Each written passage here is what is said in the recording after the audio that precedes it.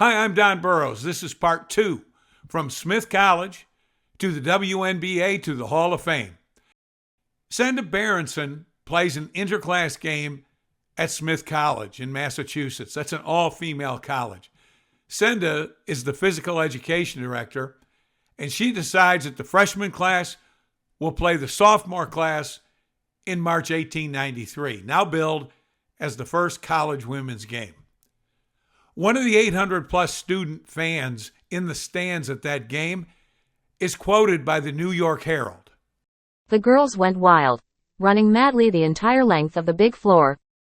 By 1899, women are no longer full court. Their movements have been restricted. It's suggested that Senda Berenson changes rules to fend off 19th century social pressure that women could not handle the stress of full court exertion. But maybe not. Coach Berenson, who wrote and edited the rules in 1899, does this. She cuts the court, sometimes referred to as the field in those days, into divisions, or simply into 3 sections of equal parts. A, middle zone B, then C. In the rules, what you're looking at is 6-on-6. It could go as high as 9-on-9 with different deployments. But Senda thought 6-on-6 the correct number to play this game on the court configurations here that she's created.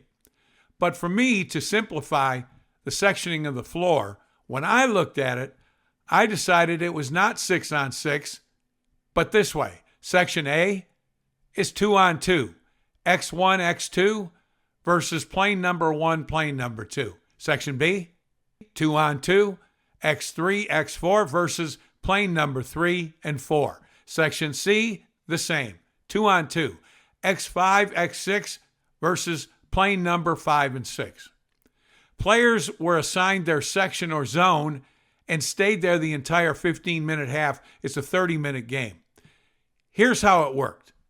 Section A, X1 and X2 have been assigned by their coach to always be on defense. Plane numbers 1 and 2 have been assigned to their coach as you are always on offense. So X1 or X2 is looking to force a miss and rebound it, or force a turnover and grab the ball.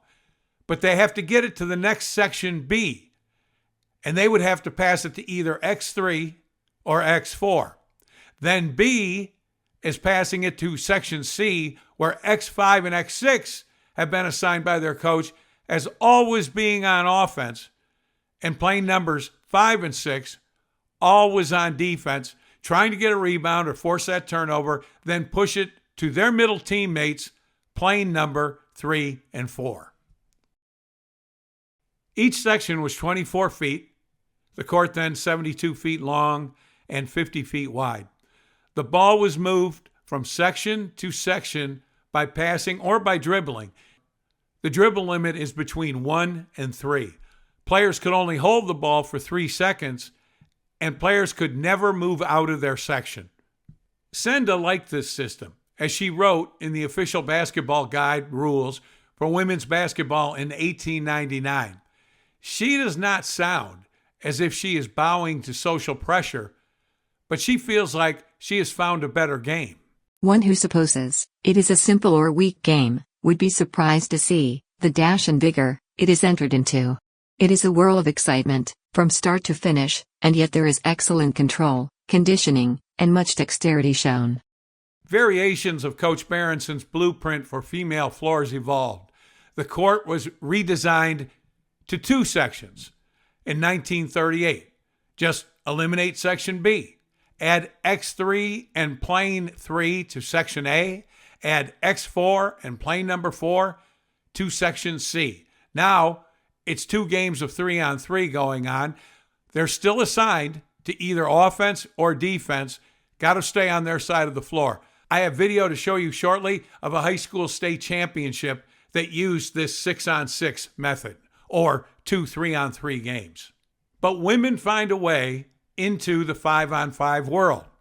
The All-American Redheads barnstormed the country starting in 1936. Here were 5 women playing men's rules. Would they draw a crowd? Or would they be boycotted as this is just not socially acceptable? Well, they are a major attraction, playing to sellout crowds. They're a travel team. They travel 60,000 miles per year, play an estimated 200 games. Obviously, they are a success. Therefore, many travel teams develop, and this puts a huge dent in the society armor that women are too fragile to play an aggressive 5-on-5 game. 1971 is when the 5-player full court game and the 30-second shot clock was introduced by women's college basketball. The NBA in 1954 did have the first shot clock ever. That was devised on cocktail napkins and tablecloths one night in April 54 as they were trying to figure out a way in the NBA to speed their game up. But that's a different podcast. Women's college has the foresight to force a faster game via shot clock, 30 seconds. Men get the shot clock 1985, and they start with 45 seconds. National championships for college women, it's the AIAW from 72 until 1982. That's the Association for Intercollegiate Athletics for Women, until the NCAA recognized the women's tournament in 1982.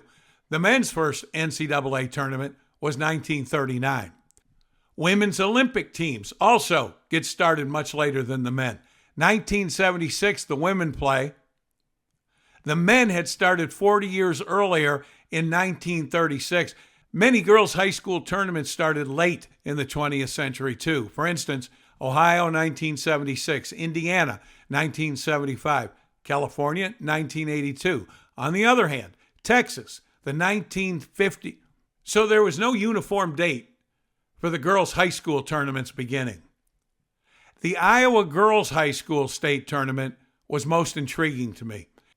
It's called 6-on-6 basketball, but for me, it's 3-on-3 both ends. I can show you what I mean with some historic footage here.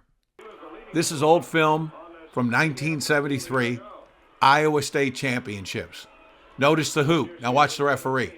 He gets the ball up the side of the court, checks it in. They're 3-on-3, steal, but they can only stay on their side of the court.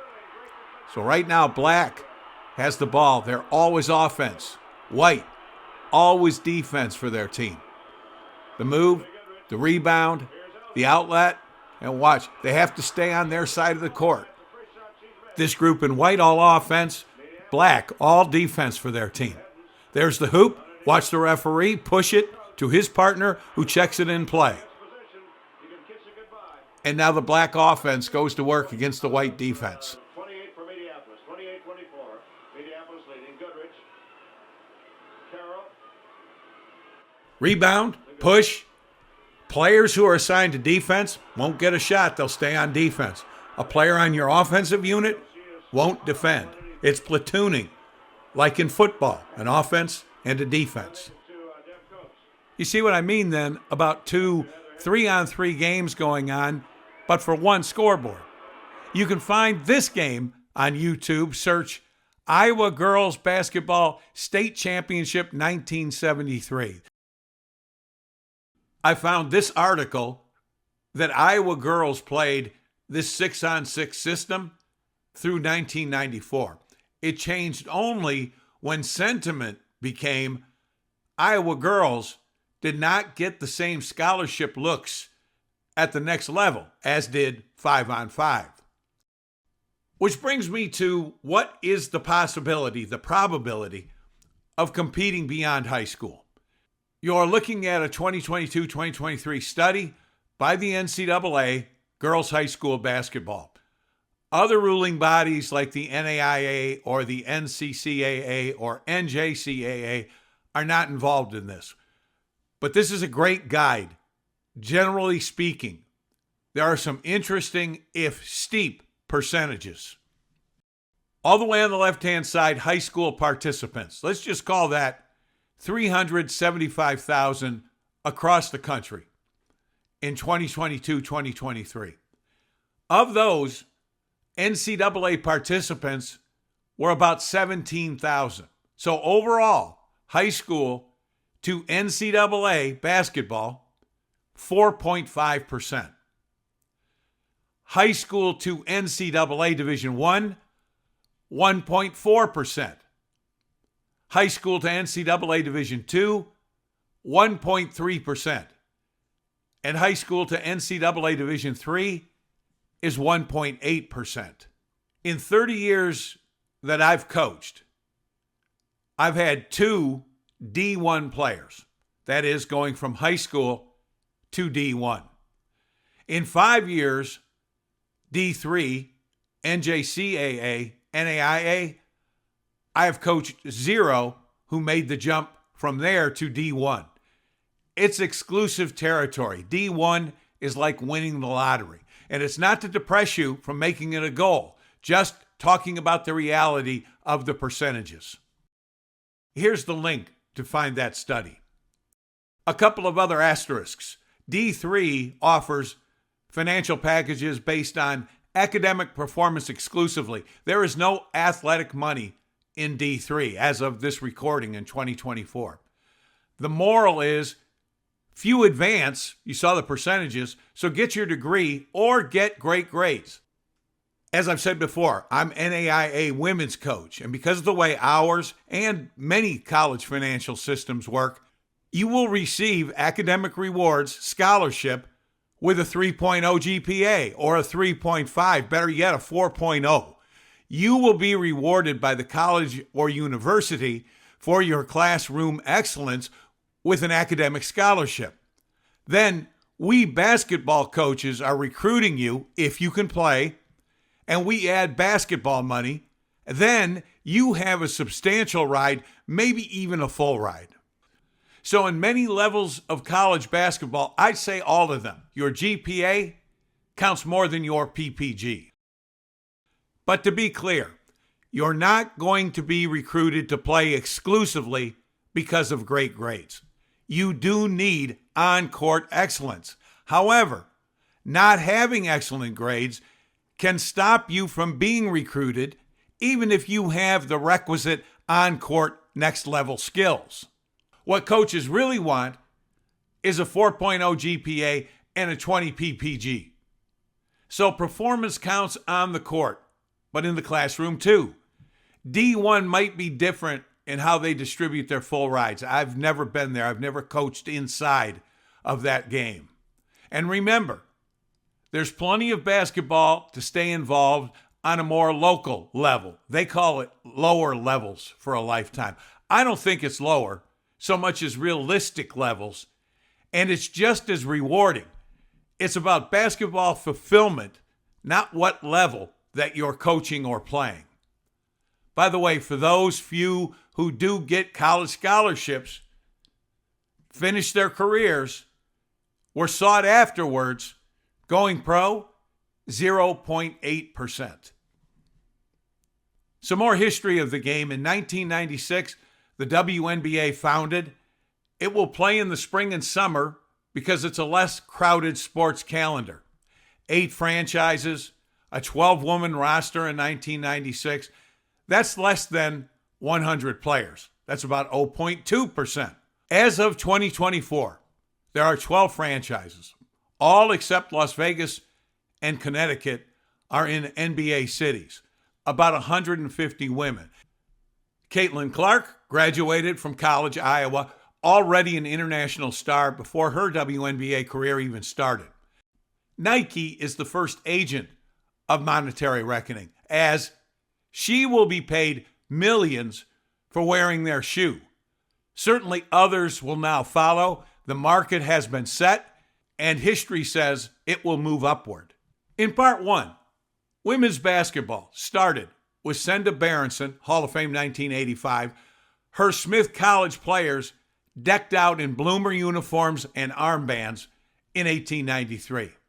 That has led to future Hall of Famer Clark being paid $28 million in the coming seasons to wear the Nike shoe named for her. Next post coming soon. Please subscribe here. It's free. You can email me any ideas you would like to hear on this channel. My Gmail is on the title page. This channel is The Coach's Road, where basketball coaches travel, along with passionate hoop enthusiasts. Don Burrows, over and out.